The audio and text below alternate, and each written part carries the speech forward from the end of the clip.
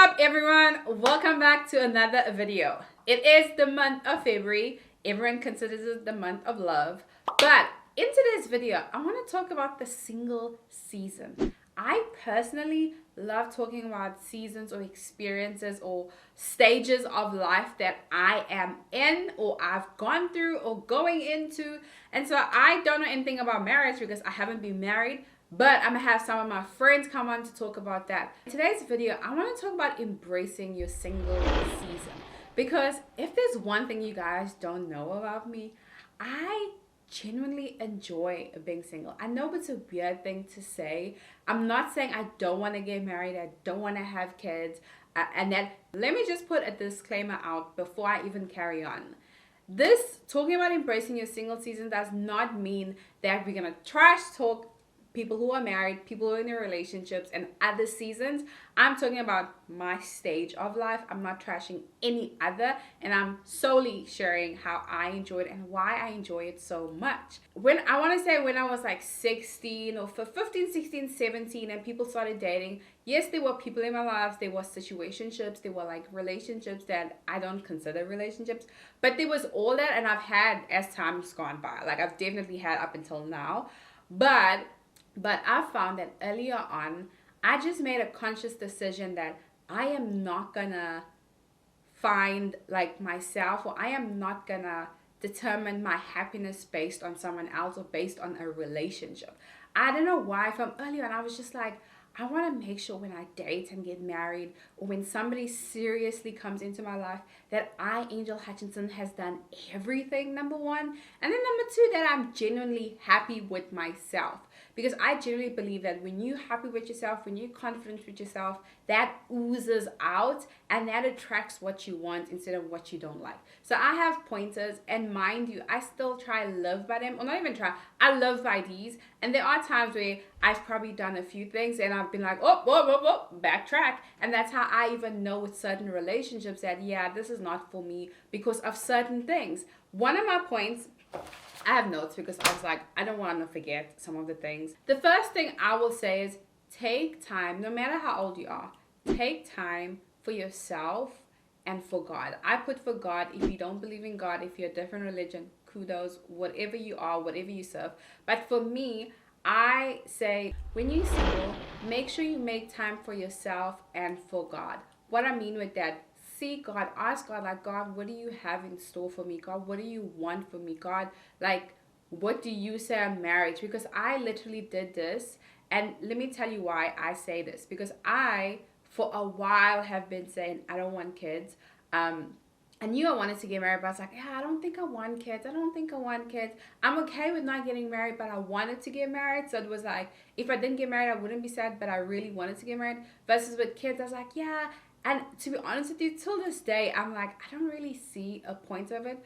But in that season of wrestling, and I've actually said no to certain guys because they've always been like, oh, you'll change your mind when you have kids or whatever. And it has been like a block when it came to dating. But after sitting with God, and I would say in the last year, just like researching in the Bible and just sitting with God and seeking God and saying, okay, God, what do you say about marriage? What do you say about kids? What do you say about dating? And just going back to basics, because there's a lot of things said about dating out there. And I needed to go to my source, and I needed to sit and be like, okay, Angel, why don't you want kids? Angel, like, why wouldn't you be as bummed if you weren't getting married? Like, yes, you want it. Why do you want it? And I started getting answers, and my answers are obviously personal for me. I had to go down the rabbit trail and I would just write down what God is saying, and I would just write down what, like, the desires of my heart, and like I would honestly be open, left nothing behind, and be like, okay, these are my deepest, darkest fears. These are my deepest, darkest things. Like, the reason I want kids is because of this. The reason I wouldn't be bummed if I got married is because of this. There's a stigma of being like Miss Independent, Mrs. Strong, Mrs. This, Mrs. That, which is great. But to a certain degree, some women have turned into men. And I had to like check myself pretty fast and be like, do I not want to do this because of that and that whole thing?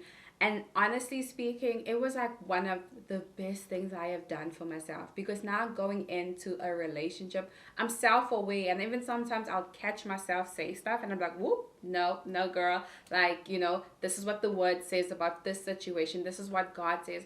And for me, I'm not even going to lie, it's like a pure discipline. And yes, there's the Instagram couples and there's the kids and all these cute things. But it's like certain words, certain scriptures have jumped out at me. And even just me sitting with myself, it's made me so self-aware. And now I genuinely feel bad for some of the people that I've dated or had situations with. I'm like, oh my God, I actually owe them an apology. Like, no, like this is me being genuinely honest. But you won't have that if you keep bouncing from one situation to another, to another, to another, if you don't figure out yourself. Now, if you're married, I'm not saying you can't still figure out yourself, you can't still seek God. You definitely can. But for me, I am just milking the stage I'm in. I am single. There's nothing I can do about it right now. And so I'm just going to milk it and I'm just going to do the best I can. And so that's point number one. Bouncing off point number one. Number two is know yourself and know what you want. So number two is specifically know what you want. Somebody asked me last year, oh, it's 2023. Somebody asked me last year, Angel, like, what do you want in a guy? And because I had dated so many different personalities and so many things, I was trying to take bits and pieces from them and add it to one guy, which is great. But then I had to check myself and be like, wait, am I that girl that I want in a guy? And I was like, there's certain things that I still wasn't sure about. There's certain things that was super realistic. I mean, unrealistic to expect from a guy. And so I had to be like, okay, cool. I need to step back and be like, what do I want in a guy? What do I bring to the table? What do I want somebody to bring to the table? Because let me tell you why. It may seem like a small, dumb thing, but it could be a big problem when you guys decide to walk down the aisle or get married. And then you have a guy, for example, who was like, you believe in spanking your kids, he doesn't believe in spanking the kids. And then you guys are constantly clashing when it comes to disciplining kids. Or you believe in staying in one state. You want to stay in the state you were born, raised, the state you guys met. He wants to travel. He believes in having like 5 homes, traveling around the world. He loves just constantly moving houses, that whole thing. You believe in like paying somebody to do the work. He's like DIY projects in the house, that whole thing. And those are like just small examples. But just by knowing what you want, I feel like it'll be easier going into a date. It's easier to go, because now I know there's certain things I'm just not going to tolerate. Like there's certain things that I'm just not going to tolerate. And it's not to say that I'm being arrogant or like bossy or anything. It's like things that if this person never changed today, will I still marry them? Will I still date them? And it's like small things like my personal preference is I'm just not gonna date outside my religion. And when I say religion, I mean like you must love God, have your relationship with God, everything. Because I've tried it and it's not the greatest. And you think it's gonna work out, and it's like it's not, And at the end of the day, both parties get hurt. And so that's just a clear example of one of my scenarios, or one of the things where I'm like, if I had known what I wanted back then. And now I'm not saying you have to have all your papers, all your ducks in a row. That's not what I'm saying. I'm just saying know what matters to you and know what you want, because it becomes a problem when you come together, either dating, walking down the aisle in the future, and you still like bashing heads. Number 3, and I was talking to my friend about this, learn your flaws and your bad habits, because there's some habits you're only gonna know once you're married to someone. But I always say that when I meet or date the person that I'm going to date, I want to be able to say like, hey, I have a bad tendency of not responding to text, and it's got nothing against you. I'm working on it. I am learning. I am figuring it out. And I've come up with systems in place. So like now, because I know that I'm a bad texter, and it's not just in relationships, with family, with friends, with people. I've been leaving people undelivered for days. And it's not even to say that I just don't want to talk to them, I'm mad at them, whatever. It's just like, I just don't like texting. If you want something done, call me. That's how I am.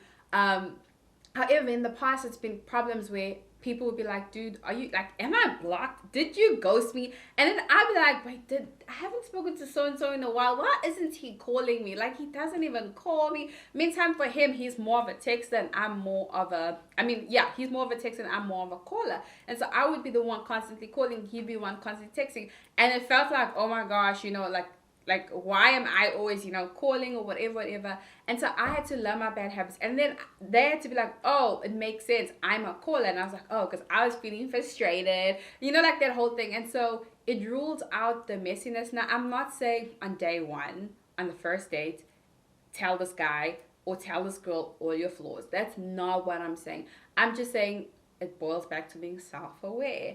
Like, know the things you're still working on. And I've had a friend who said, like, one of their things is that when they're irritated, they need a moment to, like, walk away, think, whatever. But the person they would want to talk about it now. And so they would, like, walk away. And the person actually said, like, whenever you walk away, you pull back, or you pull your hand, or you don't want to be affectionate with me, it feels like you're saying you don't want me. And so it's small things like those where I'm like, oh my gosh, I definitely have been guilty of doing a few things. And in my heart, it's never to be like, oh, unless let me not lie. There's times I'm like, yeah, I want you to know. But in my heart, it's never been like, oh, I'm trying to ignore you. I don't want people to feel like they've been ignored. And this goes with friends, dating, family. I never want people in my life to be like, oh, she doesn't want to talk to me because I take long to respond to a text. It's just because I'm just a terrible texter and I'm working on it now. So people, please, if you're in my life and I text bad, please give me grace. I am working on it. I've worked out a system for myself because it's generally just rude. Like, it all boils down to being rude, and those are one of the flaws that I had to pick up, just being self-aware. Number 4, with embracing your singleness, guys. Embracing it. I know it sounded in the beginning like, is this even embracing? She's talking about flaws and self-aware, whatever. I say when you single, like, move away. Take risks. When you single, guys, you can take the amount of risks you can take. I moved overseas. If there's a place you want to move to, go live in another country or another state or another place for a month, 2 months, 3 months, 4 months, 5 months. Even me, after here, I'm like, I would love to go live in Korea for a few months, like 1 or 2 or 3 months. I would love to live in Japan. There's something about being single and not having other people as your responsibility. Now, don't get me wrong. People who are dating and married can also do this. It's just that when you with somebody else, you have to consider their job. They have to find a job in that country too. You have to ask them first, like, hey, I'm thinking of moving to Korea. How do you feel about that? If they say, yeah, kudos. If they say no, then you have to try to figure out how you could still do it. And also, like, they can do it. And, like, it's just, there's a lot to consider when you're with somebody else versus when you're single, guys. You can go, like, now there's nobody that can be like, I don't have time with you. Like, my family is like, obviously they miss me, they want me to come home, that whole thing. But there's nobody that's like, okay, I could get dumped for traveling. I could get dumped for being in America this long. I don't have that. And then I could take risk. Like, your money is all yours. You know that there's no kid or no husband that's gonna starve with you. I feel like now, if I had to move back home, I can move. It's just me. I could be like, Mom, I'm going through the most. I'm moving back into your house, shoot house. It's just like one person.